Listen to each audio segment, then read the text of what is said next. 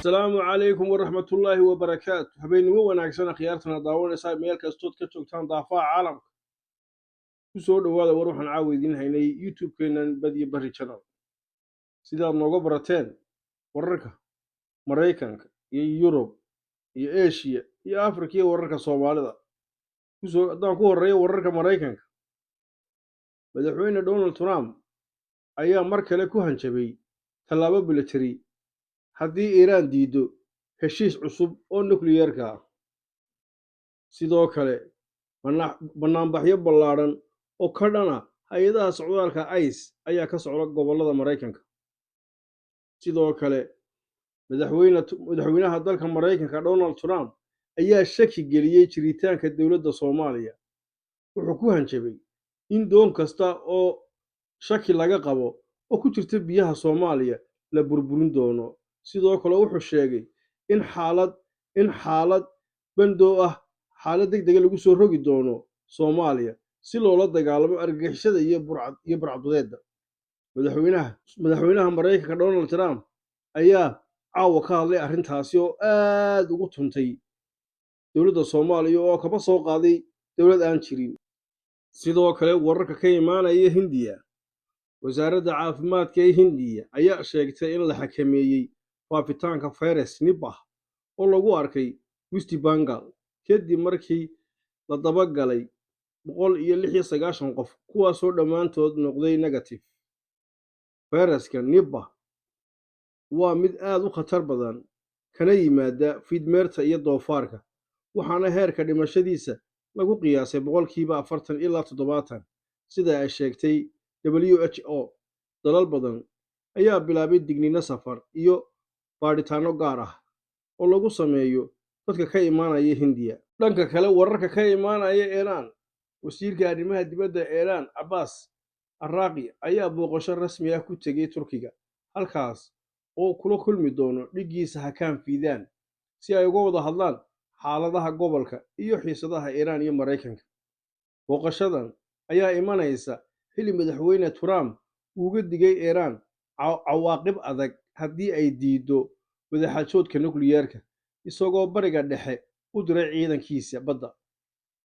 dowladda Iiraan ayaa 1,000 diyaaradood oo aan duuliyaal lahayn droniska ku wareejisay laamaha kala duwan ee ciidanka si ay warisay wakaaladda wararka ee Tasniim. taliyaha guud ee ciidanka Iiraan Amir Hatami ayaa sheegay iyadoo la tixgelinayo hanjabaadaha jira, ciidanku wuxuu xoojinayaa awoodihiisa istiraatiijiga ah si uu degdeg ah ugu diyaargaroobo dagaal uguna jawaabo si adag cid kasta oo gardarro ku soo doonata. sidoo kale wararka ka imaanaya Yurub. midowda Yurub ayaa ciidanka IRGC u aqoonsaday urur argagixiso, cunaqabatayn cusubna ku soo rogay. sidoo kale Ruushka ayaa duqeymo culus ku qaaday magaalooyin ka tirsan Ukraine iyadoo khasaare nafeed iyo burbur ballaaran uu ka dhacay. sidoo kale qaar ka mid ah dalalka Yurub ayaa xayiraad ku soo rogay Al Jazeera iyagoo ku eedeeyay tabinta dhinac u janjeedha warar hurinaya colaad. go'aankan wuxuu si gaar ah ula xidhiidhaa wararka Israa'iil iyo Falastiin. sidoo kale madaxweyne Vladimir Putin ayaa sheegay in Imaaraadka Carabtu ay door muhiim ah ka qaadanayaan dadaallada diblomaasiyadeed ee la xidhiidha dagaalka Ruushka iyo Ukraine, gaar ahaan isweydaarsiga maxaabiista iyo wadahadallada nabadda. dhanka kale wararka ka imaanaya Afrika. Suudaan dagaallo culus ayaa ka socda Khartoum, 10 qof ayaana halkaa ku barakacay. sidoo kale Congo DRC weeraro ay qaadeen fallaago hubaysan ayaa ka sii daray xaaladda amni ee bariga dalkaas. sidoo kale wararka ka imaanaya Soomaaliya. dowladda Soomaaliya ayaa mamnuucday in diyaaradaha shirkadda Airkia ee Israa'iil ay hawada Soomaaliya maraan. tallaabadan ayaa timid kadib markii Israa'iil ay aqoonsatay Somaliland. arrintan ayaa halis gelin karta duulimaadyada Thailand, gaar ahaan kuwa ay isticmaalaan shirkadaha Israa'iil. sidoo kale weli waxaan ku guda jirnaa wararka Soomaaliya. dadweyne cadhaysan oo watay cagaf-cagafyo ayaa dumiyey dhismayaal iyo deyr laga dhisay garoonka milishiibiyo ee degmada warta nabadda. dadkan ayaa la arkayay iyagoo qaadanaya jiingadihii lagu deyray dhulka, islamarkaana burburinaya gidaaradii, iyagoo muujinaya diidmo xooggan oo ka dhan ah boobka dhulka danta guud. arrintan ayaa dhalisay cadho iyo falcelin ballaadhan, iyadoo ay sii kordhayaan cabashooyinka ku saabsan bixinta dhulka.